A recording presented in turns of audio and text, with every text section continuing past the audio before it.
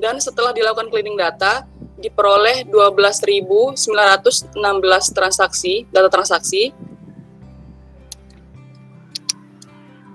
yang dimana pada penelitian ini proses klasterisasi data memiliki atribut acuan, yaitu jumlah items yang dibeli dan jumlah items yang tidak dibeli. Kemudian terdapat 3 kelompok pencarian pengelompokan data, yaitu yang pertama pengelompokan keseluruhan data, yaitu pada bulan Mei sampai dengan Oktober 2019. Kemudian kelompok 3 bulan pertama, yaitu bulan Mei sampai dengan Juli, dan kelompok 3 bulan terakhir Agustus sampai Oktober. Oke, bentar Ul. Kan kemarin pakai 3 ini ya, Mei, Oktober, Mei, Juni. Iya, Pak. Alasan yang kemarin tuh apa? Lupa saya. Alasan 3 bulan pertama itu karena ini Pak, lagi bulan puasa dan Lebaran. Oh iya. Idul Fitri. Terus, Pak, jadi omset kita kan tinggi, dan 3 bulan terakhirnya itu Pak, setelah Natal tuh setelah ya itu Pak, jadi rendah omsetnya dan transaksinya juga rendah Pak, gitu. Jadi kita harus teliti dengan percobaan K2, K3, K4 menggunakan metode Cummins, Kamedowitz, dan FCM. Oke, bentar. Jadi yang Mei, balik lagi. Yang Mei sampai Oktober itu nanti di cluster lagi apa enggak kira-kira? Enggak ya? Iya Pak, di cluster lagi Pak. Banyak berarti ya? Di cluster pakai 3 algoritma itu. Iya Pak. Nah, nanti berarti 3 kali itu ya? Iya, 3 kali Pak. 3 kali Pak. 3 mode saya cari. Dari 9 dari apa ini aja udah 9. Habis itu diasosiasikan lagi ya? Iya Pak. Oh ya, oke. Tapi keseluruhan data tuh saya nggak cari per 1 bulan ya Pak, tapi langsung semua bulannya itu Pak, 6 bulan itu Pak. Oh, 3 bulan atau 6 bulan? Mei? 6. Oh, 6 ya? Iya, 6 bulan Pak. Mei, Oktober, Mei, Juni, Juli, Agustus, sampai Oktober. Oh ya, oke. Ya nggak apa-apa, memang kan kita kelompokkan per bulannya gitu aja kemarin. Iya Pak, per 3 bulan itu kan Pak. Okay. Kemudian dihasilkan hasil cluster sebagai berikut: Cummins sampai K4, Kamedowitz. Ini 2, 3, 4 kemarin apa alasannya milih? Karena ini Pak, Bang Imad melakukan percobaan dari 3 sampai 9 klaster. Kemudian mendapatkan klaster ketiga itu terbaik, dan saya di sini mencobakan 1 klaster di bawahnya dan 1 klaster di atasnya Pak. Oh iya. Makanya 2, 3 dan 4. Oke. Acuannya berarti datanya kan sama ya, 2124. Bedanya tempat Dumai sama Pekanbaru aja. Iya Pak. Oke. Iya benar. Berarti pas itu acuannya. Iya Pak. Diperoleh hasil berikut. Ini pakai Rapid Miner atau Python? Pakai Rapid Pak. Rapid Miner. Oke. Iya. Lanjut. FCM didapat kelompok kedua, 3 kelompok pertama, Kamedowitz, FCM.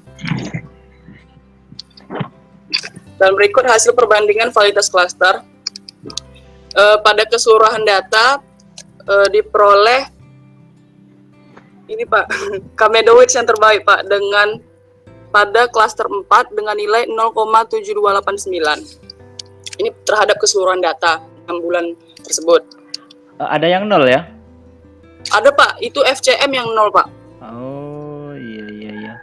1, 2, 3, 4, 0. Memang betul-betul 0? Nggak ada 0, berapa gitu? Enggak Pak. Negatif atau enggak? Karena di FCM itu Pak, pada klasternya itu ada 0 ini Pak, yang di K3 contohnya ya Pak. Di K3, di klaster 1 aja itemsnya 0 Pak. Oh, karena nggak punya anggota ya? Maka dari itu pas cari validitasnya 0 Pak. Oke, berarti ini sebenarnya yang K3 itu jadi 2 klaster jatuhnya nanti. Tapi nggak apa-apa lah. Kita nggak pakai segmentasi kan. Kalau segmentasi itu diperhitungkan jadinya. Tapi kita kan nggak segmentasi. Mata kuliah Bu Mona itu apa namanya? CRM. Nah, kalau kita bahas CRM nggak bisa ini. Oke, lanjut. Bisa nih. Gini Pak, ini penjelasan detail dari K4-nya itu Pak. Jumlah anggotanya begini, jumlah item yang dibelinya ketawa segini. Ini Pak. Dan ini ada grafik perbandingan jumlah anggotanya Pak. Ini saya bikin grafik juga. Kemudian pada kelompok kedua, yaitu 3 bulan pertama, Mei sampai dengan Juli, sama Pak, diperoleh Kamedowitz yang terbaik dengan K sama dengan 4. Oke. dengan nilai 0,5419. Klaster keempat juga ya? Iya Pak, klaster keempat juga dapatnya. Oke, lanjut. Kemudian detailnya, itu penjelasan keempatnya. Kemudian pada data 3 bulan terakhir itu Agustus sampai dengan Oktober, Kamedoid juga Pak, dengan K4 juga Pak. Keempat, oh gini, berarti nanti ini jadi masalah sebenarnya. Yang uji siapa? Pak Inggi Pak. Nanti takutnya sama Inggi disuruh cobain yang kelima, karena kan masih 4. Oh di atasnya nih nggak di tengah-tengah. Berarti kalau di 2 aman, kalau di 3 aman. Tapi kalau di 4 bisa jadi coba dikerjakan yang kelima, siapa tahu yang 5 yang bagus atau 6. Nah, takutnya gitu ya. Tapi moga enggak lah. Bilang aja pandemi gitu ya. Oh, nggak apa-apa Pak. Ini kena masalah juga nih Pak. Takutnya gitu. Biasanya hasil klaster itu kan kita percobaan 2, 3, 4. Ternyata yang paling bagus 4. Berarti bisa kita naikkan lagi nih. Berarti yang kelima gitu. Ternyata 5 masih bagus. Bisa kita naikkan lagi kayak gitu. Tapi kan yang kita cari enggak itunya ya. Tapi ya semoga nggak masalah. Biasanya Ingge jeli di situ tuh. Oh iya Pak ya. Tapi dapat. Ya pasnya yang 4 nggak apa-apa. Ya udah. Berarti memang kayak gitu kan. Iya Pak. Ini Pak. Kemudian ini detailnya. Kemudian ini Pak, asosiasi data yang telah diklaster tadi. Yang pada keseluruhan datanya kan. Jadi kan udah dapat nih yang paling bagus Kamedoid ya dari ketiga-tiganya. Iya Pak. Berarti yang diterapkan untuk asosiasi ketiga klasternya atau Kamedoidnya aja? Kamedoidnya aja Pak. Yang baik aja ya? Iya yang terbaik Pak. Oke. Lanjut. Berarti yang FCM sama Kamin diabaikan, nggak dilakukan untuk klaster ya? Enggak untuk asosiasi ya? Oke. Iya benar Pak. Sesuai dengan judul kita kan Pak. Oh iya. Klaster terbaik. Oke Pak, kemudian didapatkan pada keseluruhan data. Ini Pak, sebenarnya pola yang saya dapatkan di tools itu banyak sebenarnya Pak. Cuman ini saya batasi aja lagi Pak. Nggak apa tuh Pak? Nggak apa-apa, nanti untuk pola itu asosiasi itu semakin banyak datanya, semakin rendah nilai confidence-nya itu makin banyak memang. Iya kan Pak, banyak. Makanya jadi, dibatasin aja, bisa dari nilai support confidence atau dari mana terserah, yang penting ada pembatasannya gitu. Iya Pak, kemarin juga saya nanya sama kakak Siska itu kan Pak, yang pembimbingnya Pak Inggi, juga dibatasi katanya Pak, nggak apa-apa dibatasi aja gitu. Kalau barang di Giant itu malah kayaknya nggak ketemu rule-nya karena terlalu banyak kan, gimana nih rule-nya gitu, saking banyaknya, dibatasin aja. Tapi nanti batasan itu di latar belakang ditunjukkan batasannya untuk association rules kayak apa gitu. Batasannya kayak apa ya Pak? Misalkan nilai supportnya itu yang tinggi dinaikkan aja. Jadi mencari nilai support yang maksimal, gitu aja. Maksimalnya berapa itu sebagai acuan akhir. Mana nih foto video Insanul nih? Nggak mandi dia. Support oke. Jadi cari. Oh iya. Saya lupa kasih tahu Pak, yang di asosiasi data ini saya pakai supportnya 2%, percobaannya Pak. Percobaan 2% sama 22% support, 75% confidence Pak. Terus itu aja? Iya, satu tuh aja Pak. Satu aja, oke. Sudah dihasilkan rules sebagai berikut. Oke, sebenarnya 2 dengan berapa? 75? Iya. 2 dengan 75 itu coba nanti cari acuan. Kenapa cuma 2%? Nggak 4, nggak 6, nggak 8? Saya baru dapat acuan yang kayak gini Pak. Ada penelitian yang saya baca, dia mencobakan berapa percobaan, pada confidence dia nyoba 60%, 70%, 80%, 90%. Kemudian supportnya itu 20%, 15% gitu Pak. Dan diperoleh hasilnya itu dengan confident 60% ke atas itu lebih valid Pak katanya. Dan support di bawah 0,15 itu lebih bagus katanya Pak. 0,15 ya? Iya. Tapi saya terlalu jauh sih Pak. 0%. Oke, lanjut, berarti udah dapat ya polanya ya. Berarti ini untuk paper sudah bisa sih. Jadi dibandingin dulu ya 3 algoritma cluster. Iya. Yang terbaik dari cluster itu baru. Nah, takutnya itu sih ada permasalahan, tapi nggak masalah lah. Ya udah dibatasin aja. Kita gunakan 3 percobaan saja, 2, 3, 4. Kalaupun nanti ada apa namanya? Ya udah di pembatasannya itu aja. Untuk S1 ini sudah sangat bagus sekali. Amin. Benar, Pak. Oke. Kemudian yang warna-warna biru itu apa, Ul? nah itu mau saya relate kan, Pak. Mau saya sambung-sambungan, Pak. Oh gitu. Oke. Tadi kan udah dapat polanya kan, Pak. Kemudian percobaan yang tidak diklaster pada keseluruhan data tadi tidak ditemukan, Pak. Ketiga kategori itu nggak ditemukan, Pak. Oke. Baik keseluruhan data 3 bulan pertama sama 3 bulan terakhir. Kemudian ini kesimpulan yang saya simpulkan ya, Pak. Iya. Oke. Setelah dilakukan transaksi. Oke, mungkin tinggal dianalisis saja, Ul ya. Analisisnya kayak apa gitu ya. Ini Pak, analisisnya begini. Oh, ada ya. Jadi kan gini, Pak. Saya berdasarkan kesimpulan saya sih, Pak ya. Terdapat kesamaan rules yang dihasilkan dari keseluruhan data 3 bulan pertama sama dalam 3 bulan terakhir. Nah, ini Pak, ada kesamaannya gitu, Pak. Oke. Ini pas, udah jadi nih satu kesimpulan udah dapat nih. Berarti memang polanya itu terbentuk ya. Jadi ada 3 step, pola pertama, pola kedua, ketiga, ternyata betul ada. Ya. Ini dapat nih. Ya, ada di keseluruhan data. Waktu yang kemarin ada nggak sama penguji disuruh nggak perlu di klaster lah, langsung aja, ada nggak? Ada, Pak, itu Pak. Ada Bapak Inggih, tahu Bapak Afdal. Ada, Pak, disuruh. Dilakukan apa enggak? Enggak ya? Udah, Pak. Udah, ada juga ya?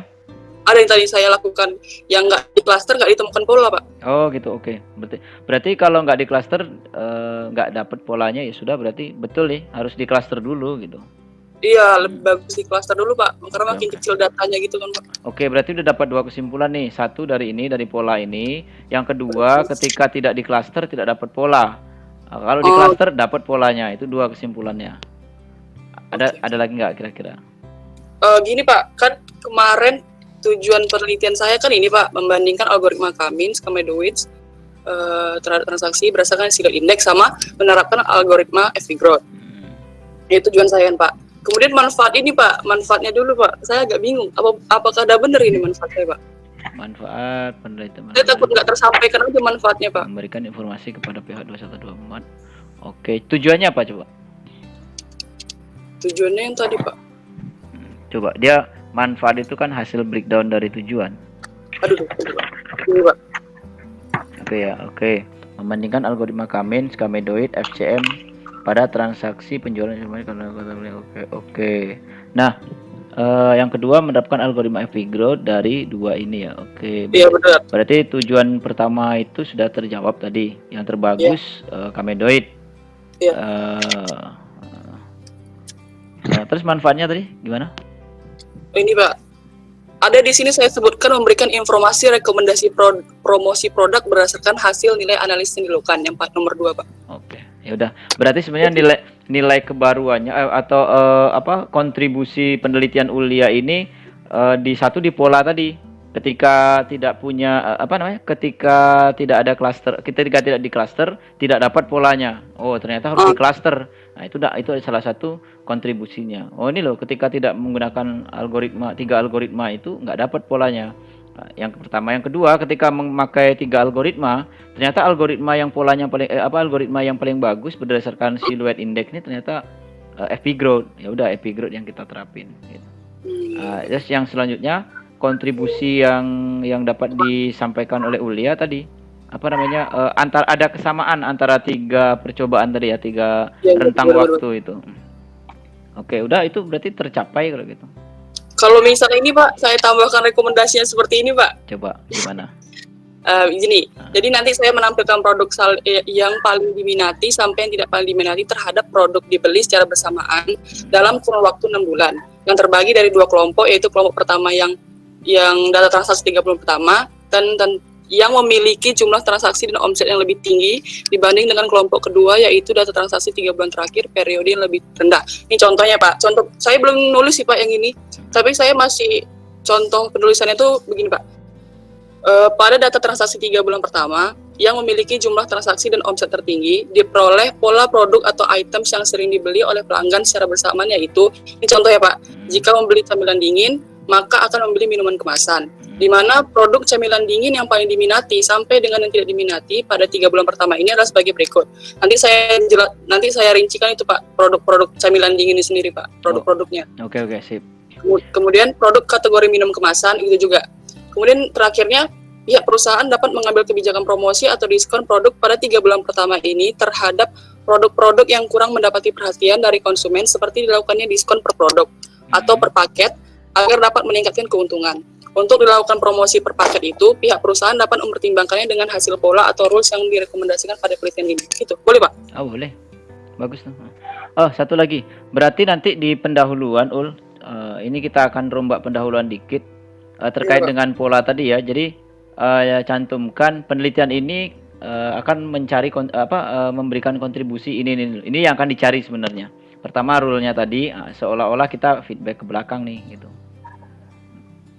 Jadi hasil ternyata yang pertama dapat ketika tidak ada rule, berarti ceritakan aja di pendahuluan itu membuktikan nih bahwa sebenarnya association rule itu butuh dilakukan klasterisasi. Nah itu satu. Tanpa di klaster kemungkinan besar tidak akan bagus hasilnya. Itu di pendahuluan. Nanti dibuktikan di sini. Nah, gitu satu.